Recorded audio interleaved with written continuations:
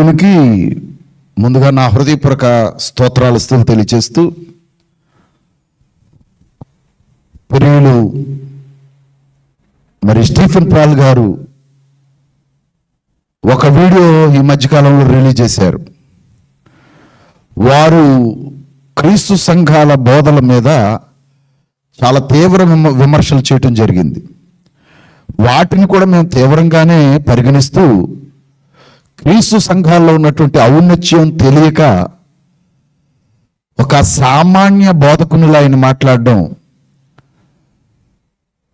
ఒక మాటలో చెప్పాలంటే బైబిల్లో ఏబిసిడీలు కూడా వారికి తెలియవు అనే సంగతి అర్థమవుతున్నట్లుగా వారికి వారే వారి జ్ఞానాన్ని ఎంత అమాయకంగా ప్రపంచానికి తెలియజేసి ఆయన దొరికిపోయాడు. ఇక్కడ ఒక సంగతి, స్టీఫెన్ పాల్ గారు ఆ వినేటటువంటి ప్రసంగం వినేటటువంటి మరి నా తోటి క్రైస్తవ సమూహం, నా సోదరిమణులు అదే నిజమని అనుకుని కనుక వెళితే ఎంత ప్రమాదంలో మీరు చిక్కుకుంటారో ఒకసారి దయచేసి వినాలని ఆయన పెద్ద బోధకుడని మీరు అనుకుంటూ ఆయన వెనక వెంబడిస్తున్నారు. ఇది చాలా తీవ్రమైనటువంటి పరిజ్ఞానం ఆయన దగ్గర ఉంది. ఆయనకి ఏమాత్రం బైబిల్లో బేసిక్స్ కూడా తెలియవనే సంగతి ఇక్కడ ఆయన తెలియపరుచుకున్నారనే సంగతిని రుజుపరుస్తూ ఉన్నాం మీ ముందు. ఆయన తన ప్రసంగంలో మాట్లాడుతూ, క్రీస్తు సంఘము పేరుంది కనుక మాత్రమే పరలోకము వెళతామంటారు క్రీస్తు సంఘ సువార్థికులు. మేము వెళ్ళమా, బోర్డు ఉంది కాబట్టి వెళ్ళిపోతారా అని ఒక ప్రశ్న ఆయన మాట్లాడారు. అంత మాత్రమే కాకుండా బైబిల్లో 7 సంఘాలు ఉన్నాయి. ఆ 7 సంఘాలు మరి అవి క్రీస్తు సంఘాలుగా వ్రాయబడ్డాయా ప్రకటన గ్రంథంలో అనే మాట ఒకటి వ్రాశారు. ఆ తరువాత క్రీస్తు సంఘం అనే మాట అక్కడ కనబడలేదు కదా, బైబిల్లోనే కనబడలేదు కదా అన్నట్లుగా వారు మాట్లాడారు. తరువాత మనమంతా క్రీస్తు సంఘమే అని ఒక మాట మాట్లాడారు. ఏ సంఘం అయితే ఏముంది, సంఘం యొక్క అడ్రస్ అది కేవలం సంఘం పేరు, that is a symbol of address మాత్రమే అని వారు కొన్ని మాటలు వారు మాట్లాడడం జరిగింది. ఇదంతా తీవ్రంగా ఖండిస్తూ క్రీస్తు సంఘాల తరఫున మీకు దీని మీద వాస్తవ సంగతులు బైబిల్ ఏం మాట్లాడుతుందో మేము ముందుకు తెస్తున్నాం. దయచేసి ప్రతి ఒక్కరు కూడా దీన్ని ప్రేమతో పరిశోధనాంశంగా తీసుకోవాలని కోరుతున్నాను. దీనిని పరిశోధన అంశంగా తీసుకోండి దయచేసి. ఏదో మేము కౌంటర్ ఇస్తే గొప్పోళ్ళు అయిపోతామని ఇవ్వడానికి కాదు. ఈ కౌంటర్లు ఇచ్చి గొప్పోళ్ళు అయిపోయేటటువంటి ఆ పరిజ్ఞానం కాదు మాది. ఆ రూట్లో మేము ఇవ్వడానికి ఇది మేము ఎన్నుకున్న మార్గం కాదు. ఒకసారి ఈ వాదోపవాదాల వల్ల ఈ భూ సంబంధంగా పేరు ప్రఖ్యాతులు సంపాదించవచ్చేమో, అక్కడ సంపాదించాలి మన పేరు ప్రఖ్యాతులు. కాబట్టి ఇక్కడ నేను మాట్లాడి ఈ బోధ ఒక్కసారి వినండి దయచేసి. అసలు ఈయన అన్న మాటలో క్రీస్తు సంఘము పేరుంటే బోర్డు ఉంటే సరిపోద్దా అని అడిగారు. ఓకే, బోర్డు ఉన్నంత మాత్రాన సరిపోదు అన్న సంగతిని నేను కూడా ఒప్పుకుంటున్నాను. ఆ క్రీస్తు సంఘము అనే పదం ఉంది, అక్కడ క్రీస్తు బోధ లేకపోతే ఏమిటి అర్థం అంటే, ఇప్పుడు మీరు క్రీస్తు సంఘం అనే పదం లేదు, బోధ ఉందని భ్రమిస్తున్నారు. ఇప్పుడు నేను చెప్పింది దీని ముందు ఒక వీడియో ఉంది, అది కూడా వినండి దయచేసి. అంటే క్రీస్తు సంఘం అనే పదం ఉంటే సరిపోద్దా అని అన్నారు. పదమే కాదు, దానిలో ఆ బోధ కూడా చాలా అవసరం, బోధన అంశాలు చాలా అవసరం, విధానాలు చాలా అవసరం. ఇవాళ మీకు ఒక మాట తెలియజేస్తున్నాను. అసలు బైబిల్లో క్రీస్తు సంఘమే అనే పదమే లేదన్నట్లుగా మాట్లాడారు. ఒక విషయం మీకు తెలుసా, క్రొత్త నిబంధన సంఘం అపోస్తుల కార్యాలు 2వ అధ్యాయములో ఏర్పడినట్లుగా వ్రాయబడి ఉంది. మీకు మరో సంగతి తెలుసా, ఆ ఏర్పడినప్పుడు క్రీస్తులోనికి 3,000 మంది బాప్తిజం పొందారు. ఆ పొందిన వారందరినీ ఎవరిని కూడా క్రైస్తవులని పిలవలేదు. మీకు ఆ విషయం తెలుసా తెలీదా? ఎవరిని క్రైస్తవులని పిలవలేదు. అపోస్తుల కార్యాలు 11వ అధ్యాయంలోకి వస్తే తప్ప క్రైస్తవుడు అనే పదం వాడబడలేదు. అంటే 11వ అధ్యాయంలో అంతియోకయలో క్రైస్తవులని పిలువబడ్డారు అనే మాట రాయబడింది. అంటే చాలా కాలం వారు విశ్వాసులుగా శిష్యులుగా కొనసాగారు. ఆ తరువాత వారిని క్రైస్తవులని పిలిచారు సమాజం. వారు క్రైస్తవులుగా ఎందుకు పిలువబడ్డారు అని అంటే, వారు క్రీస్తును వెంబడించే వారై ఉండడాన్ని బట్టి క్రైస్తవులు అని పిలువబడ్డారు. అపోస్తల కార్యాలు 11వ అధ్యాయంలో. అంటే క్రైస్తవులను పిలవబడ్డానికి ఎంత సమయం పట్టిందో ఒకసారి మీరు గమనించాలని ప్రేమతో కోరుతున్నాను. ఇకపోతే ఆనాడు సంఘస్థాపన మీద దృష్టి పెట్టిన అపోస్తులు అనేక చోట్లకు వెళ్ళి వారు సంఘాలను ఎస్టాబ్లిష్ చేసుకుంటూ వెళ్ళారు. ఆ ఎస్టాబ్లిష్ చేసుకున్న కొంతకాలానికి క్రైస్తవుడు అనే పదం చేర్చబడింది. అక్కడి నుంచి వచ్చింది క్రైస్తవుడు అనే పదం. అంటే క్రైస్తవులు అనే బిరుదాంకితం లోకములోంచి పుట్టింది. ఎందుకంటే వీరు క్రీస్తుని వెంబడిస్తున్నారు అని చెప్పటానికి. అదేవిధంగా సంఘం ఏర్పడిన తొలి దినాల్లో క్రీస్తు సంఘం అనే పేరు వ్రాయబడి ఉండలేదు. ఇలా ఏర్పడిన సంఘం, అపోస్తుల ద్వారా ఏర్పడిన సంఘం, అపోస్తుల కార్యములోనే ఒక మాట ఉంది 20వ అధ్యాయంలో 28వ వచనంలో ఏమనుందంటే, దేవుడు తన స్వరక్తం ఇచ్చి సంపాదించిన తన సంఘము అని. అంటే దేవుడు కొనుక్కున్నదే అనే కదా అర్థం. దేవుడు కొనుక్కున్నదే. ఇప్పుడు నేను అడుగుతున్నా, ఆ దేవుడు ఎవరు స్వరక్తాన్ని గార్చారు? ఆ రక్తాన్ని గార్చిన వ్యక్తి, ఆ దేవుడు ఎవరు? క్రీస్తునే కదా. అంటే ఇప్పుడు క్రీస్తు రక్తం కార్చి తన సంఘాన్ని భూలోకంలో నుంచి కొనుక్కున్నాడు, పర్చేజ్డ్. ఇప్పుడు నేను ప్రశ్న అడుగుతున్నా స్టీఫెన్ పాల్ గారిని, మీరు కొనుక్కున్న ఆస్తి ఇతరులు ఎవరి పేరు మీదనే మీరు పెట్టగలరా? నాకు ప్రశ్నకి సమాధానం కావాలి. మీరు కొనుక్కున్న ఆస్తి ఎవరి పేరు మీదైనా కనీసం బ్రతికుండగా ఎవరి పిల్లల పేరు మీద కూడా పెట్టట్లేదు కదా మనం. అంటే పిల్లల పేరు పెడితే ఎవరో పెద్దలు చెబుతున్నారు, పిల్లల పేరు పెడితే మనల్ని బతకనివ్వట్లేదు బాబు, ఇంటిలోంచి బయటికి గెట్టేస్తున్నారని ఒక నానుడు ఉండి పిల్లల పేరు కూడా మనం పెట్టట్లేదే మన ఆస్తుల మీద, ఎందుకంటే మనం చచ్చిన తర్వాత ఇద్దామని. అలాంటప్పుడు క్రీస్తు రక్తం ఇచ్చి కొనుక్కున్న సంఘానికి వేరే వేరే పేర్లు పెట్టడానికి ఎలా ఒప్పుకుంటాడని అనుకుంటున్నారండి మీరు? ఈ మాత్రం పరిజ్ఞానం కూడా ఆలోచన లేదా? దయచేసి గమనించాలి. రక్తం ఇచ్చి కొనుక్కున్నాడో రెండో కోణం చూపిస్తున్నాను.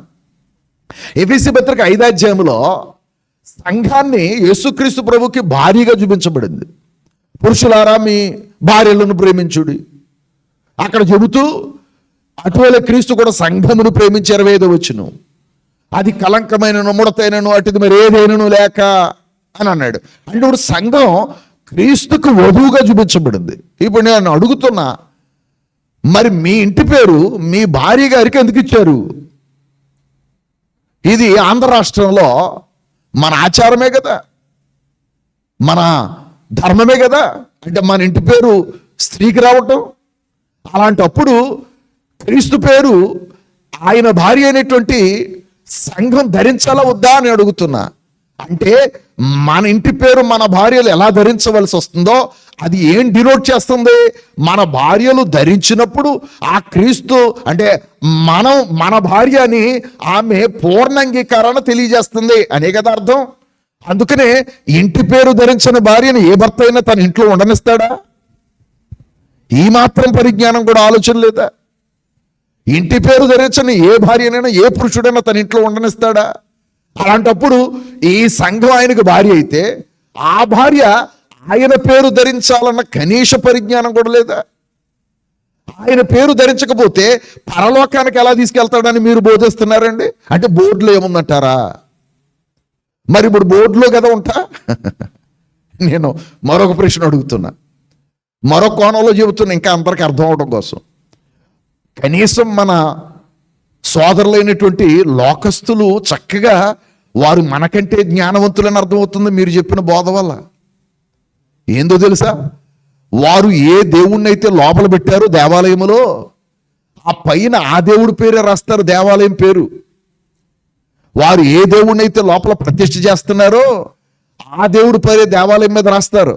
అంతే తప్ప పేరు బాగుంది కదా అని ఇంకో పేరు పట్టుకొచ్చి పెట్టరు. అంటే అన్యజనులకు ఉన్న ఇందిత జ్ఞానం కూడా మన స్టీఫెన్ పాల్ గారికి లేదు. ఇది మినిమం నాలెడ్జ్ అండి. అంటే ఇప్పుడు మేము క్రీస్తుని ఆరాధిస్తున్నాం అంటున్నాడు ఆయన. అన్ని సంఘాలు క్రీస్తుని ఆరాధిస్తున్నాయి అంటున్నాడు. అంటే పైన పేరు మార్చాడట. మరలా ఆయన నోడుతుంటే ఆయన ఏమన్నాడంటే అది సింబల్ ఆఫ్ అడ్రస్ అన్నాడు. ఇప్పుడు ఆయన ఒప్పేసుకున్నాడు మా అడ్రస్ రాంగ్ అని. అంటే సింబల్ ఆఫ్ అడ్రస్ అంటే యేసుప్రభు ఎక్కడ వ్యక్తి? భూ సంబంధమైన వ్యక్తి కాదే. నేను తండ్రి దగ్గర నుంచి వచ్చాను, తండ్రి దగ్గరికి వెళ్ళిపోతున్నాడు యోహాను సువార్త 16వ అధ్యాయంలో. అంటే తండ్రి దగ్గర నుంచి వచ్చిన వ్యక్తి మళ్ళీ తండ్రి దగ్గరికి వెళ్ళిపోతున్నాడు. పరలోకం నుంచి వచ్చిన వ్యక్తి మళ్ళీ పరలోకానికి వెళ్తున్నాడు.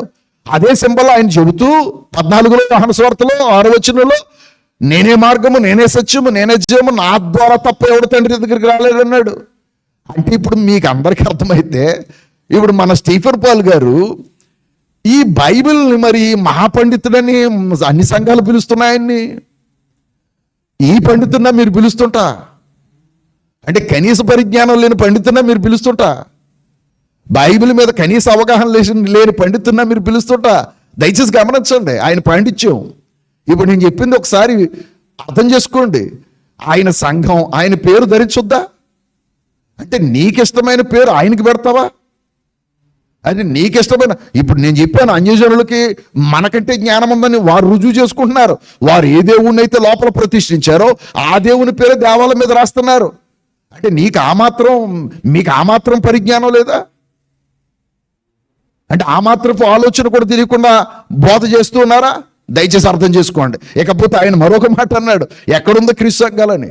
నేను అందుకని చెప్పాను, ఆ క్రీస్తు సంఘాలు యెరూషలేములో నుండి బోధ ప్రపంచవ్యాప్తమైంది. మీరు ఇక్కడ ఇండియాలో కట్టేసిన సంఘాలు కాదు. క్రీస్తు సంఘం అంటే యెరూషలేము నుండి బోధ ప్రపంచానికి ఏదైతే అందిందో ఆ బోధలోంచి వచ్చింది క్రీస్తు సంఘం. ఎందుకంటే అపోస్తుల ద్వారా ఏర్పాటైంది క్రీస్తు సంఘం యెరూషలేములో. మీకు ఒక మాట చూపిస్తున్నాను. యెరూషలేములో ఉన్న బోధ ప్రకారమే సువార్త వెళ్ళాలి. యెరూషలేములో ఉన్న బోధన అనుసరించే ప్రపంచానికి సువార్త వెళ్ళాలి. ఆ సువార్త ద్వారానే సంఘాలు కట్టబడాలి. ఇది యేసు ప్రభు యొక్క ఆజ్ఞ. ఒక మాట నేను మీకు చూపిస్తున్నాను. లోక సువార్త 24వ అధ్యాయము, లోక సువార్త 24వ అధ్యాయము 47వ వచనం. యెరూషలేము మొదలుకొని సమస్త జనములలో ఆయన పేరట మారు మనస్సును పాప క్షమాపణయు ప్రకటింపబడునని వ్రాయబడి ఉన్నది. ఇక్కడ యేసు ప్రభు చెప్పారు ఈ సంగతిలో, ఈ సంగతులకు మీరే సాక్షులు అని అపోస్తులకు బోధిస్తూ మీరు లోకమంతా తిరిగి నా గురించిన సాక్ష్యాన్ని ప్రకటించండి అని మత్తయి సువార్త 28వ అధ్యాయంలో రాశాడు. మీరు ఎక్కడికి వెళ్తున్నారో నా గురించిన సాక్ష్యాన్ని ప్రకటించమని అపోస్తులకు ఇచ్చిన పర్మిషను. అందుకని అపోస్తులు తొలి దినాల్లో అపోస్తుల కార్యాలు 2వ అధ్యాయంలో ఏర్పడిన సంఘాన్ని, 3000 మందితో ఏర్పడిన సంఘాన్ని, ఆ తర్వాత 4వ అధ్యాయము 5వ అధ్యాయంలోకి వెళ్ళేటప్పటికి ఆదిమ సంఘమైన యెరూషలేము సంఘానికి హింసలు కలిగినప్పుడు ఆ వారందరూ చెదిరిపోయి ఆయా చోట్లకు వెళ్ళి, ఆయా ప్రాంతాలకు, ఆయా ప్రదేశాలకు వెళ్ళి వారు ఏ బోధ అయితే ప్రభు దగ్గర నేర్చుకున్నారో ఆ బోధ ద్వారా ఆయా చోట్ల సంఘాలు కట్టి ఆ సంఘాలు విస్తరించిన తరువాత రోమాపత్రికలకు వచ్చేటప్పటికి ఆ సంఘాలు ఎప్పుడైతే విస్తరించినాయో, విస్తరించిన సంఘాలన్నీ కూడా ప్రభు తన ఆత్మచేత వ్రాయించిన రోమాపత్రికలు వాటిని గురించి వివరణిస్తూ రోమాపత్రిక 16వ అధ్యాయం 16వ వచనంలో ఆ పవిత్రమైన ముద్దు పెట్టుకుని ఒకరికొకరు వందనములు చేయుడి, క్రీస్తు సంఘములని మీకు వందనములు చెప్పుచున్నవి అని రాశాడు పౌలు గారు. అంటే ఇప్పుడు ఆ చోట్ల విస్తరించిన సంఘాలన్నీ ఏ సంఘాలనైనా బోధించాడు? క్రీస్తు సంఘములు. అప్పటికి మొదటి శతాబ్దంలో క్రీస్తు సంఘాలే ఉన్నాయి. 600వ శతాబ్దంలో బేసిక్ 600వ శతాబ్దంలో ఈ రోమన్ క్యాథలిక్ అనేది వచ్చింది. మీరు హిస్టరీలోకి వెళ్ళండి, గూగుల్ని అడగండి, చెప్పుద్ది. 600లో అంటే అప్పటి వరకు ఉన్నవి క్రీస్తు సంఘాలే. ఈవేళ మీకు నాకు పరిజ్ఞానం ఉంది కదా అని మనం బైబిల్లో ఒక ఆయన అన్నాడండి, సెయింట్ పాల్ చర్చ్ అన్నాం అనుకోండి, ఆ పాల్ గారు కూడా బైబిల్లో మనిషే కదా అన్నాడు. సెయింట్ పీటర్ చర్చ్ అన్నాం అనుకోండి, ఆయన కూడా బైబిల్లో మనిషే కదా అన్నాడు. ఊరు బాబు, బైబిల్లో మనిషి కాదు కావాల్సింది, బైబిల్లో స్థలాల పేర్లు కాదు కావాల్సింది, మన కొరకు మరణించిన వాడి పేరు కావాలి. మరణించినడేమో ఒక ఆయన, నువ్వు పేరు పెట్టేదేమో ఇంకొక అయిందా? అప్పుడు మరణించిన వాడిని చేగానే నువ్వేం గుర్తించావు? మరణించిన వాడి త్యాగాన్ని నువ్వు అపాస్పోలు చేయలే, మరణించిన వాడి రక్తాన్ని నువ్వు తోలనన్నట్టు కాదా, మరణించిన వాడి రక్తంతో కొన్న సంఘాన్ని అవమానించినట్లు కాదా? ఇవన్నీ ఒకసారి దయచేసి పెద్దలు స్టీఫెన్ పాల్ గారు ఆలోచించాలని కోరుతున్నాను. ఇక్కడ కొరింథీ పత్రికలో రోమపత్రికలో 16వ అధ్యాయములో అప్పటికున్నవన్నీ క్రీస్తు సంఘాలని బోధింపబడితే ఈ మహానుభావుడు, మరి మీరే ఆలోచించాలి విజ్ఞులు. ఇకపోతే 17వ వచనంలో ఏం రాశారు తెలుసు పౌలు గారు? రోమపత్రిక 16:17లో, సహోదరులారా, మీరు నేర్చుకున్న బోధకు వ్యతిరేకముగా భేదములు ఆటంకములు కలుగు చేయవారిని కనిపెట్టి ఉండుడని మిమ్మును బతిమాలు కొనుచున్నాను. అక్కడే చెప్పేశాడు హెచ్చరిక. క్రీస్తు సంఘాలను మేం కడుతున్నాం, వేరు వేరు సంఘాలు కట్టే వాళ్ళు వస్తారా బాబు, ఆ నామాన్ని తీసేసి వేరే నామాలను పెట్టేవారు వస్తారనైనా, అసలు సంగతంతా కిటికంతా నామంలోనే ఉంది. ఆ నామం లేకుండా పరలోకం ఎవడు చేరలేడు, ఎందుకంటే నేనే మార్గము నేనే సత్యము నా ద్వారానే పరలోకం చేరాలి యేసు ప్రభు అంత గట్టిగా చెబితే ఆయన నామం అన్ని నామముల కంటే పైనామం అని ఫిలిప్పీ పత్రికలో రాస్తే ఆ నామాన్ని లేకుండా చేస్తామని అంటే బాబ్బా ఎలా ఉందంటే అండి, ఇది చెక్కు మీద చాలా ఒకటి పక్కన చాలా సున్నాలు వేసుకున్నాడట ఒక ఆయన. సంతకం ఆయన పేరు కాకుండా ఇంకొకటి పేరు పెట్టాడట. అప్పుడు ఏమవుద్ది చెక్కు? బ్యాంకులో మీ అందరికీ అర్థమైంది అనుకుంటున్నాను, చెల్లుబాటు అవ్వదు సరికదా, చీవాట్లు కూడా వస్తాయి. ఏమయ్యా నీ నామం ఒకటైతే నువ్వే చెక్ ఇచ్చి నీ చెక్కే ఇచ్చి వేరే పేరు సంతకం పెడితే అది ఎలా చెల్లుద్దు అనుకుంటున్నావు? రక్తం ఖర్చు కొన్నవాడేమో ఒక ఆయన, ఈ మహానుభావుడు పేరు మార్చేస్తానంటున్నాడా, పేర్లు ఏముందంటున్నాడా, మళ్ళీ ఇదే నోటితో అది అడ్రస్ సూచన అంటున్నాడా. అంటే నువ్వు క్రీస్తు అడ్రస్లో లేవని మీకు మీరే కదా ఒప్పుకుంటున్నారు. ఎంతకంటే సూచన అంటే దీన్ని ఎంతో గొప్ప పరిజ్ఞానంతో బోధించినట్లు మళ్ళా ప్రకటన గ్రంథంలో 7 సంఘాలకి క్రీస్తు సంఘం పేరు లేదు కదా అంటాడా. అమాయకులారా, ఆ 7 సంఘాల గురించి మీకు అర్థమైతే ఆ 7 సంఘాలు ఏమిటయ్యా అంటే ఆ 7 సంఘాల స్థలాలు. కొరింథీ స్థలం అంటే ఆ పట్టణం పేరు, ఎఫెసి పట్టణం పేరు, గలతీ పట్టణం పేరు, రోమా పట్టణం పేరు. అలాగే పట్టణాల్లో ఉన్న సంఘాలన్నీ క్రీస్తు సంఘాలని రోమపత్రిక 16:16లో రాశాడు. అంటే ఇప్పుడు ప్రకటన గ్రంథంలో ఉన్న ఆ సంఘాల గురించి కూడా 7 సంఘాల గురించి కూడా మాట్లాడుతూ అక్కడ 10వ వచనం 1 ప్రకటన గ్రంథం, ప్రభు దినమందు ఆత్మవశుడనై ఉండగా బోరధ్వనిటు గొప్ప స్వరము నీవు చూచుచున్నది పుస్తకంలో రాసి ఎఫెసు, స్ఫుర్ణ, పెర్గమ, తుయితేర, సార్దీసు, ఫిలదెల్ఫియా, లవదొకియా అను 7 సంఘములకు పంపుమని చెప్పుట నా వెనుక వింటిని. 7 సంఘాలు. ఈ చాలామంది అమాయకులు అనుకుంటున్నారు 7 సంఘాలు సంఘాలకు పెట్టిన పేర్లు అనుకుంటున్నారు. అవి పట్టణాల పేర్లండి బాబు. పట్టణాల పేరు వేరు, సంఘం పేరు వేరు. పట్టణాల పేరుకి సంఘం పేరుకి సంబంధం లేదు. సంఘం ఆ పట్టణాల్లో క్రీస్తు సంఘాలు అప్పటికున్నాయి. ఇప్పుడు నువ్వు అనుకునే ఈ డినామినేషన్ వరుస లేదప్పుడు. మరి అప్పుడున్న అడ్రస్ దేన్ని బట్టి చేస్తారు అంటే గలతీ సంఘములో, ఎఫెసి సంఘములో, స్వర్ణ సంఘములో అని రాశాడు. అక్కడ పోనీ సంఘం అని మాట ఉందా? స్వర్ణ సంఘం, ఎఫెసి సంఘం అని అన్నాడా? ఇప్పుడు మరలా అడుగుతున్నా, మళ్ళీ చదువుకోండి మీరు. ఇది 2వ అధ్యాయం 1వ వచనం, ఎఫెసులో ఉన్న సంఘపు దూతకు అని రాశాడు. అంటే సంఘం ఎఫెసులో ఉంది, ఎఫెసి సంఘం కాదు. ఇంత సింపుల్ లాజిక్ కూడా తెలియకుండా మరి పెద్దలని పిలవబడుతున్నారు. స్టీఫెన్ పాల్ గారు ఎలా బోధిస్తున్నారండి? ఎంతమంది మీరు మిమ్మల్ని పిలిచి అబద్ధాన్ని వింటున్నారో భయం వేస్తుంది నాకు. అంటే మిమ్మల్ని పెద్దవారిగా పిలిచేసి అబద్ధాన్ని వింటున్నారు వాళ్ళందరూ. దయచేసి సత్యం గ్రహించండి, సత్యాన్ని అనుసరించండి. మీరు 3వ అధ్యాయం చదువుకోండి. మరలా 3వ అధ్యాయం 1వ వచనం, సార్దీసులో ఉన్న అవన్నీ పట్టణాల పేర్లు. అప్పటికున్నాయి క్రీస్తు సంఘాలే. మీరు కట్టింది క్రీస్తు సంఘమై ఉండకపోవచ్చు. నా ఉద్దేశంలో మీరు ఆ పేరు పెట్టుకోవటంలో తప్పేమి లేదు. ఎందుకంటే మీరు కట్టింది క్రీస్తు సంఘం కాదని మీరే చెబుతున్నారు. అంటే మీ అడ్రస్ మీరే చెప్పుకుంటున్నారు, మాది క్రీస్తు సంఘం కాదు అని మీరే మీ నోటితో సాక్ష్యం పలుకుతున్నారు. అంటే అక్కడికి వెళ్ళేవారు ఆలోచించుకోవాలి. రక్తం పెట్టుకున్న సంఘం కాదురా బాబు ఇది మనం వెళ్తున్నామని మీరు ఆలోచించుకోవాలి, వినేవారు ఆలోచించుకోవాలి. అందుకని వినేవారు వివరంగా వినమన్నారు. ఎఫెసీ రోమాపత్రికలో పౌలు గారు అదే చెప్పాడు, ఒరే ప్రతి బోధన నమ్మక, ఆ బోధ వాక్యానుసారమైందా కాదా విశ్లేషణ చేయమని చెప్పారు. దయచేసి ఇప్పుడు మీ అందరికీ అర్థమైందని అనుకుంటున్నాను. దీని మీద ఇంకా మా యూట్యూబ్ ఛానల్లో చాలా పాఠాలు ఉన్నాయి, దయచేసి వినండి, ఫాలో అవ్వండి, ప్రేమతో తెలుసుకోండి. Thank you, god bless you. మీ అందరికీ ధన్యవాదాలు.